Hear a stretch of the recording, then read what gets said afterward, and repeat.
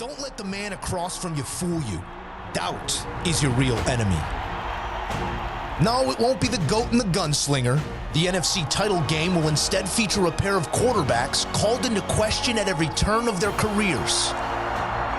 They said your stats were hollow, even drafted the guy to take your job. Doubt be damned. You're here for a reason. 1, 2, 3. The Niners and the Rams will offer up a third installment on Sunday for the right to represent the conference in Super Bowl 56. For San Francisco, a road warrior mentality that began in this very building 3 weeks ago. LA to Dallas. Dallas to the Tundra. A bruising brand of football that poses its opponents with a simple question. How bad do you want it? Our team's been through so many different situations this year that I feel like we never overreact to anything. Our guys just never waver. For LA, the chance to address the question, one they haven't had an answer to since 2018. In the battle of boy geniuses, it's advantage Shanahan. We got to get ready for a team that we know has been a really tough matchup for us. They've done an outstanding job, and it's going to be a great game. But what is past is not prologue. This another opportunity to take back your building, one overrun by scarlet and gold time and again. It was a tough environment for us to communicate in, really, the whole second half. Now is the time to block out the noise and make a bit of your own. Niners! Appropriate that careers will be defined in the place where anybody can be somebody. The same place a champion will be crowned just 2 weeks later. This Sunday, a chance to pry the pen out of the hand of your critics and write your own legacy. So check your doubt at the door.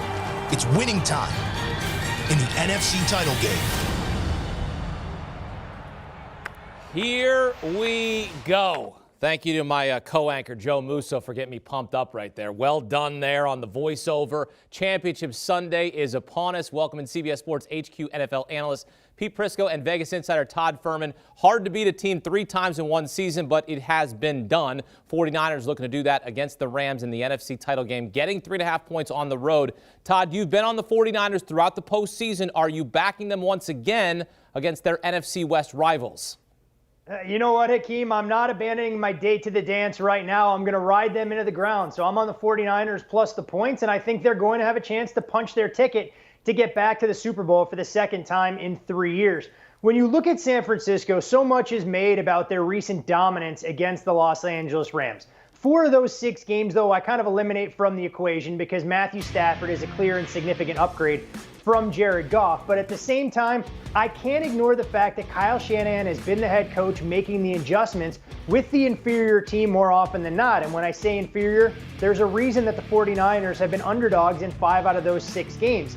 The Rams, the way they've constructed this roster is to get after teams like the Chiefs. They have star edge rushers now in the form of Von Miller. You have a guy in Aaron Donald that can disrupt plays up the middle. But the area of concern and why it's paid dividends for San Francisco to attack the middle of the field is the Rams don't place an emphasis on getting linebackers. I mean, Troy Reader is a nice piece, but he's not somebody that scares you when it comes to covering tight ends or guys like Deebo Samuel carrying the ball up the middle. It does appear that Taylor Rapp is probably going to have a chance to play, which will help the much decimated secondary for the Rams. But at the same time, on the other side of the ball, the 49ers don't blitz. And Matthew Stafford's kryptonite this season has been against zone defenses. Yes, I know he was successful leading the Rams offense to a 17-0 lead early in the last meeting in Week 18. But you look at a lot of those conversions. They came on 3rd and intermediate, 3rd and long. The Rams have to stay out of those situations. Getting Emmanuel Mosley back for the 49ers along with Ambry Thomas, given the high level of performance from Eric Armstead and Nick Bosa, I think the 49ers ride the wave of the home crowd that they are going to see in SoFi. I'm taking them plus the points. They went outright for the 3rd straight week. I'm with you, Todd. I think they went outright. I mean, look, they've owned the Rams during this little tenure when the 2 coaches have been there, 6 straight. I mean, that's amazing when you think about it, and there's a reason for it. They're more physical. They're the more physical team. And if you go back to Week 18 and watch that tape of that game, they just absolutely dominated the Rams' offensive line, just pushed them around. The interior really dominated. That's going to be a problem for Matt Stafford. You know, you think of Nick Bosa, you think he's going to be the guy. But the guys on the inside, DJ Jones, Street, those guys got pressure from the interior, and that's going to be a problem for Matt Stafford. The flip side is the 49ers are physical on that side of the ball, and the way to beat the Rams is run at them and get the ball out of your hands. We know what they want to do. They want to rush the quarterback. They want to be able to knock him down. But if you can run the football, that neutralizes that some, and I think the 49ers have one of the best run games in the league and one of the most creative, and I can't wait to see what Kyle Shanahan does. I'm with you, Todd. I don't think you're going to need the points. I think the 49ers win this game outright. There you go.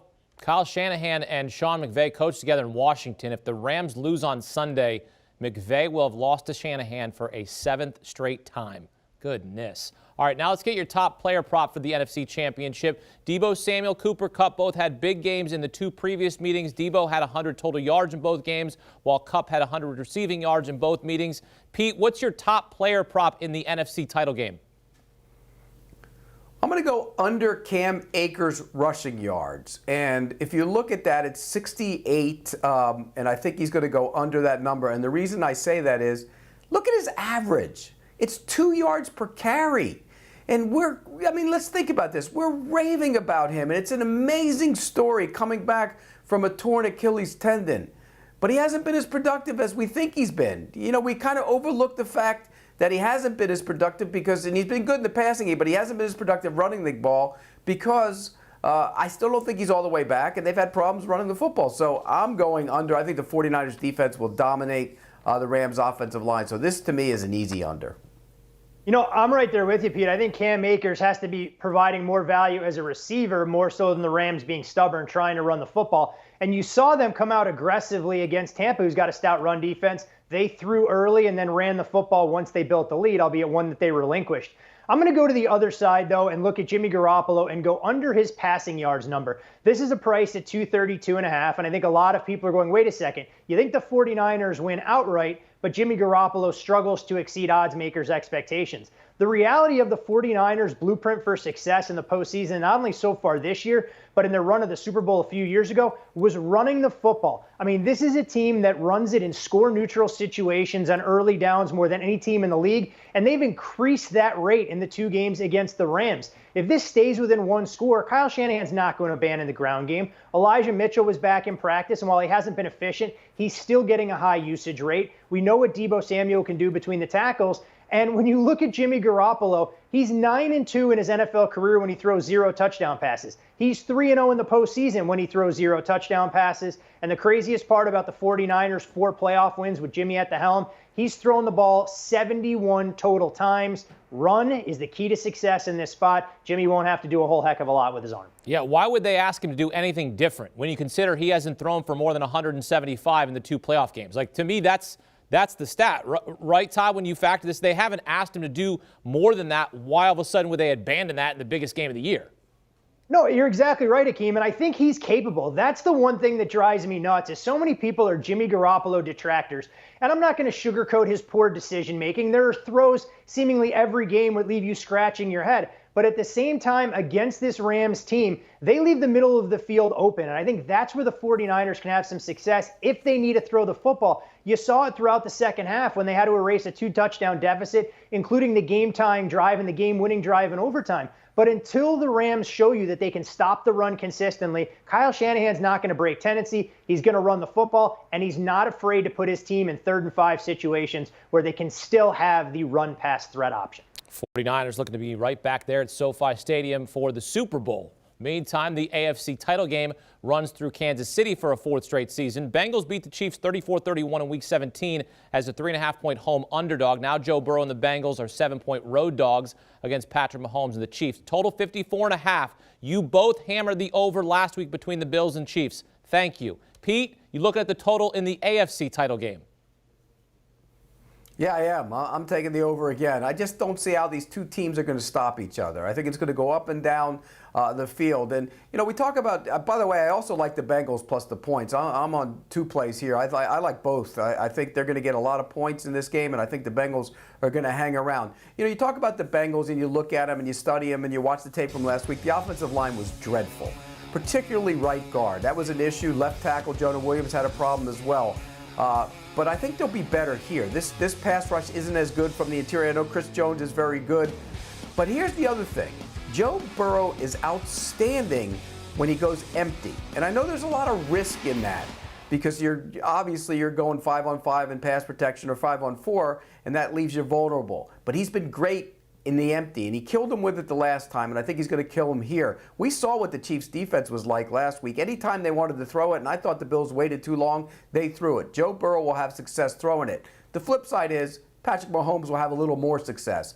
I don't think the Bengals are going to be able to stop the Chiefs. I think they're both going to go up and down the field. But in the end, I think the difference will be the Chiefs will hit a late field goal to win it. But I think this is going to be close. I think it's going to be high scoring, and it wouldn't shock me to see both teams in the 30s.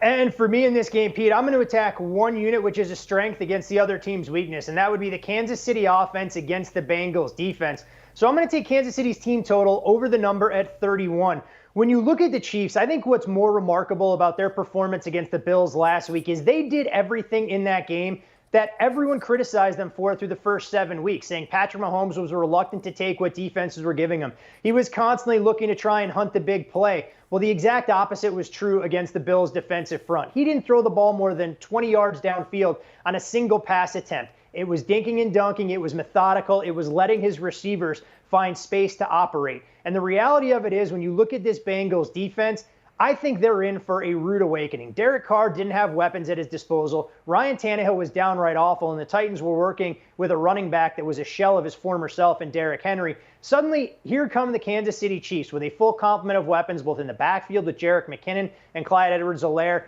and receivers for days, not just Travis Kelce and Tyreek Hill, but the ongoing emergence of Mecole Hardman, Byron Pringle, just to name a few. I think this is a Kansas City team who knows they let the Bengals off the deck week 17. They scored 28 points in the first half and built a 28-10 lead. They mustered a grand total of 3 points after the break because they only had 3 possessions. That's not a luxury the Bengals are going to have in this spot. I think Kansas City goes out there, they score early, they score often, and they do so with an aggressive game plan. I'm taking their team total over. I expect them to get to 35 or more. All right, let's get your top player prop for the AFC Championship. In their Week 17 game, Jamar Chase set a rookie record with an eye-popping 266 receiving yards. Todd, what's your top prop for the rematch? So Pete talked about the Bengals and where they have success, and it's with Joe Burrow throwing from an empty set. And I really believe you're going to see an awful lot of that on Sunday. So many people, when I listen to them talk about the Bengals and the key to success in this game are about establishing the run with Joe Mixon. That couldn't be further from the truth. This team can't block for Mixon, and you're not going to go out there against Kansas City and compete if you're kicking field goals, especially when you get into plus territory. Joe Burrow is the face of this franchise and will be going forward. I want to see Joe Burrow throw the ball 40 times at minimum in this spot. Whether it's a short passing game over the middle, getting everybody involved, or taking the occasional deep shot, I think this Kansas City secondary will be better than what we saw the first time around, getting Honey Badger back, assuming he clears concussion protocol, and Rashad Fenton back in the mix after missing the first 2 games. But if the Bengals are playing from behind, it's, again, throw early, throw often. I'm taking Joe Burrow over his pass attempts at 38.5. I wouldn't be surprised, Pete, if he's flirting with 45 or more in this spot. Yeah, I think he'll throw a lot too, but I'm going to take Joe Mixon total yards over 88.5. I think this is an easy play because I think they're going to get him involved in the passing game. He still will rush for about 60 or 70 yards. This one's going to be easy. They're going to score points, and so you're going to get Joe Mixon involved. So I'll take over total combined yards for Joe Mixon. Pete, Todd, thank you very much. Appreciate the breakdown here on HQ. Enjoy the games, and you can watch the AFC Championship game on Sunday, 3 Eastern on CBS. You can also watch the game streaming live on Paramount Plus here on CBS Sports HQ. We'll have pregame, halftime, and postgame coverage. Do you want a sports network that delivers everything that matters about the game? The highlights, the picks, the instant analysis, no yelling, no fake debates, no politics. Hit the subscribe button and never miss a moment.